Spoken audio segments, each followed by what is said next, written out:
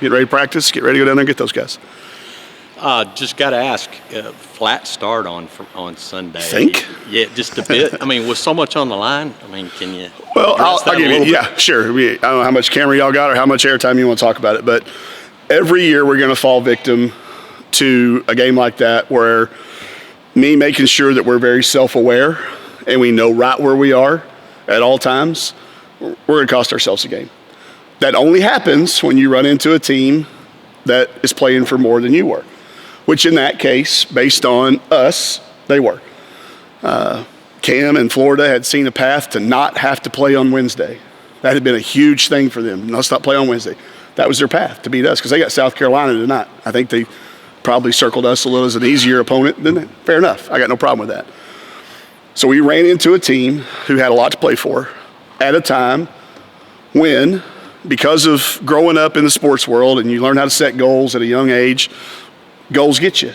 And that's why we don't have them. We don't have a goal to not play on Wednesday, to not get a double bye, to go to the NCAA tournament. We're all about standards and practicing to them and living up to them and traveling to them and preparing to them and having a great start to them. When we got to 9 wins, everybody around's patting them on the back. You're in the NCAA tournament. I'm saying it. I'm saying it to y'all. They're reading in the papers. They read it on social media. And because we're self-aware, the start of that game didn't mean as much to us as it did Florida, and it was very obvious. Now, after we got smacked in the face and we're down 19-5, it kind of got important and we played good. There's way more positives in that game than there were negatives, except for that start that you mentioned. When's the last time y'all remember Chelsea denying a pass and getting a steal? She did it twice. Okay, so there's a lot of it, but we did get off to a bad start. I take full responsibility for that. Our team's won 21 games and I've lost 6. There's no question in my mind. But that's a trade-off I'm willing to take every year in keeping our kids informed, to try to stay away from letting being third place or fourth place be your goal. Just practice hard every day. Just show up to the training room every day. Just go to class every day. Just do all that stuff every day, and then you end up. Now, I will tell you, we spent 10 minutes, which is the longest I've talked to them in a long time, just like this, explaining to them what could have been. Because in life, we run out of chances of could have beens. We could have been playing for second place tonight. And you talk about, nobody would have had that as a goal. So, in all retrospect, we go down one spot in the RPI. We move up a seed line in all the projected. So it's not end all be all. Sure, would we like to have won? Could tonight being for, or tomorrow night being for second place, how massive would that have been?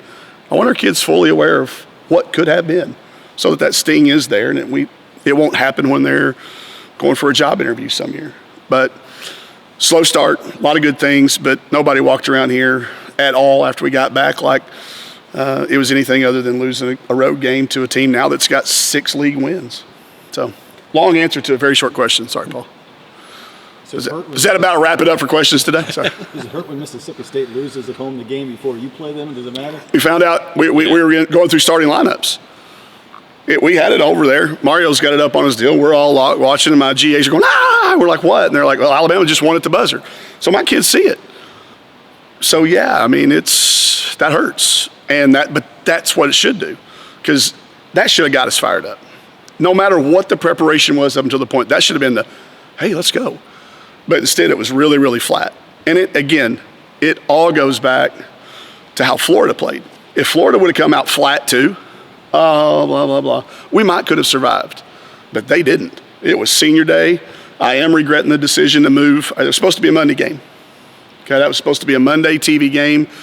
I'm friends with Cam. He's never had a home game in 4 years for his seniors on a Sunday. He said, can we move it? We moved it. They probably wouldn't have as good a crowd on Monday. So, again, I've cost us 6 games, full responsibility. The kids played their guts out for 32 and a half minutes, but that's not good enough in the SEC. 2 seeds off the table, but there still is that opportunity for that double bye. No question. 2 seeds gone, that pathway's gone, but there's still tons and tons to play for. And I've said to the team, just like I'll say to y'all, everything we do now is playing for seeding of one shape or form. SEC seeding, NCAA seeding. So relax. We're going to get to see our name. We're going to, all those things. But now improve those things. But those aren't goals. Play to the standards that y'all set. And if you do all those things, then those pass may happen. You've ended some streaks this year. Another opportunity tomorrow night to maybe end that streak. I wish they weren't coming off a loss. I really wish they weren't, because I know Vic well enough to know what those workouts looked like down there and how they've regrouped. Chance to end a streak. It's maybe the hardest one of the ones you're talking about. It's a really tough place. I'm sure they'll have a lot of cowbells and a lot of people cheering against us. But we've had chances and we've made the most of several of them. We'll see if we can get another one. Obviously, they got a lot of size. I mean, they got some size and some athleticism. What do you see as the bigger challenges?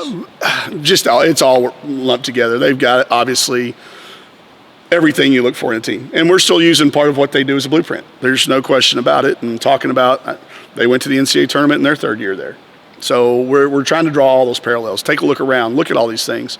They don't play as much size together as they used to, so there's not as much overall team size. Jessica Carter's having a great year. Rakia Jackson, a phenomenal freshman year, but pretty much everybody saw that coming after you saw the kid play for USA basketball. They've got a pro in Jordan Danbury. She should be playing pro basketball somewhere right now, making money doing it, but instead we're going to have to face her again for they've got freshmen. They've got a good balance. So it's the balance that scares me.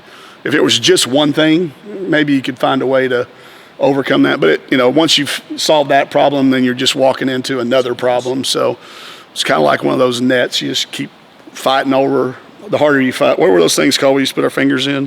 The little Chinese. Is that what those are called? The finger traps? Yeah. The harder you try to pull yourself out.